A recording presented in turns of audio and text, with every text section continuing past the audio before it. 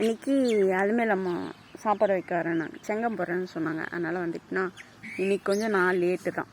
ஏன் லேட்டுன்னா குளிர். இப்போ என்ன ஒரு 8 மணி ஆக போது, இன்னும் வந்து பனி பெஞ்சிட்டே இருக்குது. இந்த பக்கம்லாம் வந்து கண்ணே தெரில, அந்த பக்கம் ரோடுலாம் பனி அப்படியே மூடிட்டு இருக்குது. இந்த பக்கம் கொஞ்சம் லைட்டாக சூரியன் வந்திருக்கு. சரியா? அதுக்கப்புறம் என்னாச்சு, அந்த தொட்டி எனக்கு ரொம்ப பிடிச்சிருக்கு. அந்த தொட்டியிலேருந்து தண்ணி வருது. உங்களுக்கு காமிக்க முடியாது இல்லை, எனக்கு வந்து வீடியோ எடுத்துகிட்டு அதில் வாய்ஸ் ஓவர் கொடுத்தேன்.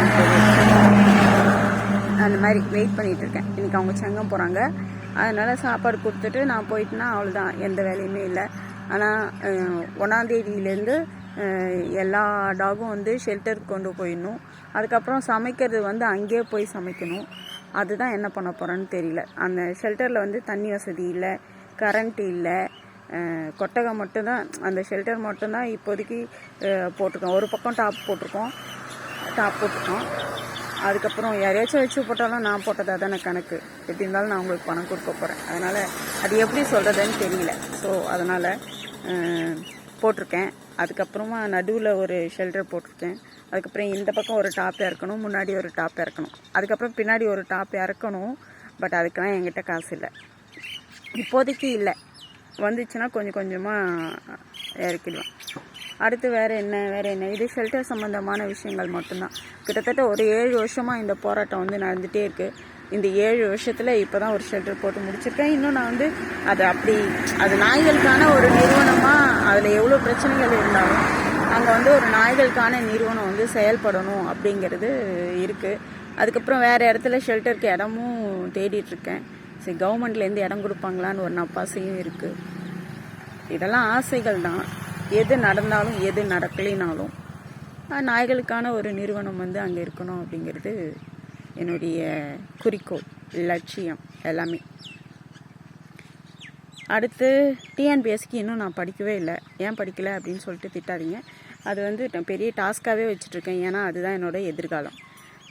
இன்னிலேருந்து அது ப்ராப்பராக திரும்பவும் ரிவிஷன் பண்ணுறதுக்கு எல்லாமே ரெடி பண்ணிடுவேன். அப்புறம் நேற்று ஃபுல்லாக நிறைய பயங்கரமாக படம் பார்த்துட்ருந்தேன். நிறைய படங்கள் பார்த்துட்ருந்தேன். நேற்று ஃபுல்லாகவே ஒரு 5 படம்னாச்சும் பார்த்துருப்பேன். அது கொஞ்சம் மைண்டுக்கு வந்து ரிலாக்ஸ்டாக இருந்தது. என்னென்னா வேறு உலகத்துக்கு போயிட்டு வந்ததுனால இந்த கடந்த காலங்கள் என்னை விட்டு போயிட்ட மாதிரி ஒரு ஃபீலு இருந்தாலும் இந்த கடந்த காலத்தில் இருக்கிற எங்கள் அம்மாவை மட்டும் எப்படி சமாளிக்கிறதுன்னு எனக்கு தெரியவே இல்லை. ஏதாச்சும் ஒன்று சொல்லி குட்டையை குழப்புறாங்க, இல்லைன்னா வேணும்னே சண்டைக்கு வராங்க. அதுதான் என்னன்னு எனக்கு தெரிய மாட்டேங்குது. திரும்ப நம்ம சொல்கிற ஒரு விஷயம் வந்து நம்மளை நம்ம அமைதியாக இருந்தாலும் நம்மளை வந்து கோவப்படுத்துகிற மாதிரி வேணும்னே வராங்கன்னா அவங்கள விட்டு எப்படி ஓடுறதுன்னு எனக்கு தெரியல. வேறு வழி இல்லை. எங்கள் அம்மாவை சகிச்சுக்கத்தான் ஆகணும். இப்போதைக்கு அந்த நிலமையில தான் நான் இருக்கேன். அவ்வளோதான்.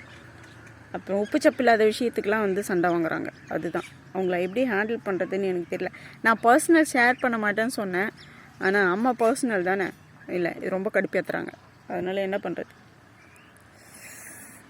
மண்டை காஞ்சி போகுது. அதாவது நமக்கு என்ன தேவையோ அதை செஞ்சுட்டு அமைதியாக போயிட்டாங்கன்னா ஒன்றும் பிரச்சனை கிடையாது. நம்ம போய் அவங்களுக்கு என்ன தேவையோ அதை செய்யக்கூடிய நிலைமையில நம்ம கிடையாது. சும்மா தேவையில்லாத விஷயங்களை பேசி நம்ம காதுகளில் வந்து வேறு யாரை பற்றியோ வந்து நம்மக்கிட்ட பேசும்போது கடுப்பாகுது. இவங்கள பற்றிலாம் நம்மக்கிட்ட பேசணும்னு அவசியம் இல்லை. யாரை பற்றியும் என்கிட்ட வந்து பேசணும்னு அவசியம் இல்லை. அவங்கள பற்றின விஷயங்களை வந்து நான் தெரிஞ்சுக்கணுங்கிற அவசியம் கூட எனக்கு இல்லை. அது இப்போ தெரிய வேண்டாம். எப்பயோ ஒரு காலத்தில் வந்து அதெல்லாம் தெரிஞ்சிருக்க வேண்டிய நேரத்தில் எனக்கு எதுவுமே தெரியாது. ஒரு குடும்பம் அப்படின்னா அந்த குடும்பத்தில் கலந்து பேசக்கூடிய எந்த செய்திகளையும் அவங்க என்கிட்ட கலந்து பேசிக்கல. அடுத்தது அவங்களாவே முடிவு எடுப்பாங்க. அவங்களாவே எல்லாம் இப்போ வரைக்கும் அவங்களே சார்ந்த முடிவுகளை அவங்களாவே தான் எடுத்துக்கிறாங்க. அப்படி இருக்கும்போது ஏன் வந்து திரும்ப தோணுன்னு மற்ற விஷயங்களை பேசுகிறாங்கன்னு எனக்கு தெரியல. வந்தாங்களா, எனக்கு ஏதோ உதவி பண்ணுறாங்களா, நாய்க்கு சோறு வைக்கிறாங்க, அடுத்து வந்து எனக்கு வண்டி ஏறுறதுக்கு ஹெல்ப் பண்ணுறாங்க, சாப்பாடு கொடுக்குறாங்க, அதுக்கெலாம் வந்து நான் ரொம்ப தேங்க்ஃபுல்லாக இருக்கணும். பட் மற்ற கதைகளை பேசுகிறாங்க, அவங்கள பற்றி, அவங்க பிள்ளைங்கள பற்றி, அந்த மாதிரி கதைகள்லாம் எனக்கு தேவையில்லை.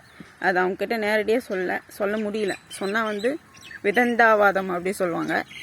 அது எனக்கு பிடிக்கல. எது தேவையோ அதை மட்டும் பேசிவிட்டு அமைதியாக போயிடணும், அவ்வளோதான்.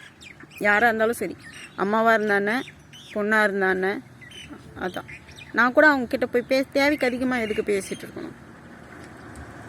அதான் அதுதான் எனக்கு கொஞ்சம் காலையில் எமோஷ்னல் ஆகிட்டேன்னா, ஸோ இதை மட்டும் இங்கே பதிவு பண்ணிக்கலாமேன்ட்டு. யாராக இருந்தாலும் வந்து குழந்தைகளுக்கு வந்து எரிச்சல் அவங்கவுங்களுக்கு ஒரு தனித்தனி உலகம் இருக்கும்.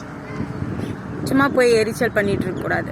அது இடையில் வந்து என் ஃப்ரெண்டை ஒருத்தர்கிட்ட ரொம்ப வருஷமாக ஃப்ரெண்டு, இணையத்தில் தான் ஃப்ரெண்டு. அப்புறம் ரொம்ப நாளாக நான் கேட்டுகிட்டே இருந்தேன், வந்து என்னை பார்த்துட்டு போ, என்னை வந்து பார்த்துட்டு போ அப்படி சொல்லிட்டு.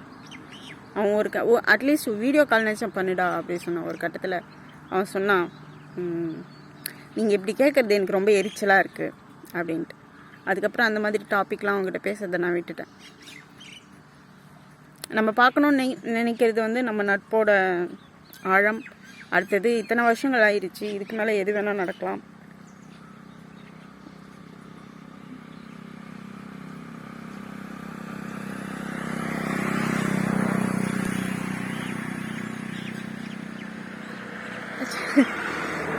ரொம்ப அழறேன். அதனால் எது வேணால் நடக்கலாம், சரி பார்த்துடலாம் அப்படி கேட்டேன். அவனுக்கு அது வந்து எரிச்சல் அப்படின்னதும் நான் வந்து அவாய்ட் பண்ணிட்டேன். அவ்வளோதான். யாருக்கும் எரிச்சல் மூட்டுற இடத்துல நம்ம இருக்க வேணாம். இதே தான் எங்கள் அம்மாவும் ரொம்ப எரிச்சல் மூட்டிகிட்டு இருக்காங்க. எப்படி சமாளிக்கிறதுன்னு தெரியல அவங்கள. இதெல்லாம் தேவையில்லை எனக்கு. இப்போ அவங்க வந்து உட்காந்து பேசி அந்த கதை இந்த கதை ஊறப்பட்ட கதை மற்றவங்கள பற்றி பேசுறது வந்து எனக்கு தேவையில்லை. அவங்கள பற்றிலாம் நான் என் உலகத்தில் அவங்களாம் இருக்கணும்னு அவசியம் இல்லை. யாருமே என் உலகத்தில் இருக்கணும்னு அவசியம் இல்லை. அது ஒருத்தவங்க சொல்லி அதை வந்து தெரிஞ்சுக்கணுங்கிற அவசியமும் இல்லை. யார் வேணால் எப்படி வேணால் இருக்கலாம். அவங்கவுங்க உலகத்தில் அவங்கவுங்க இருக்கிறாங்க. அது ஏன் என்னோடய மண்டைக்குள்ளே வந்து திணிக்கிறீங்கன்னு தான் கேட்குறேன். உங்களுக்கு பேசணுன்னா நீங்கள் இன்னொருத்தங்க கிட்டே போய் பேசுங்க. ஆனால் சில விஷயங்கள் வந்து என்கிட்ட வந்து பேசாதீங்க. எனக்கு வந்து சில சமயம் பேசுகிறதே பிடிக்காது. யார்கிட்டையும் பேச மாட்டேன். நான் வந்து ரொம்ப மூடி, பேசவே மாட்டேன். ஆஃபீஸ்லலாம் வந்து ஒர்க் பண்ணும்போதெல்லாம் யார்கிட்டையும் பேச மாட்டேன். என்னென்னா அமைதியாக இருப்பேன். அடுத்தது கம்ப்யூட்டர் வந்துட்ட பிற்பாடு சைடில் என் ஃப்ரெண்டு சுரேஷ் தான் வந்து நிறைய பாட்டெலாம் வந்து டவுன்லோட் பண்ணி கொண்டு வந்து கொடுத்தான். அங்கே வந்து நெட்டில் வந்து யூஸ் பண்ணக்கூடாது. அதனால் பாட்டெலாம் கொண்டு வந்து கொடுத்ததும் அந்த அந்த ஹெட்ஃபோன் வச்சு அந்த பாட்டு போட்டு விட்டுட்டு நான் பாட்டுக்கு வேலை பார்த்துட்ருப்பேன். அவ்வளோதான்.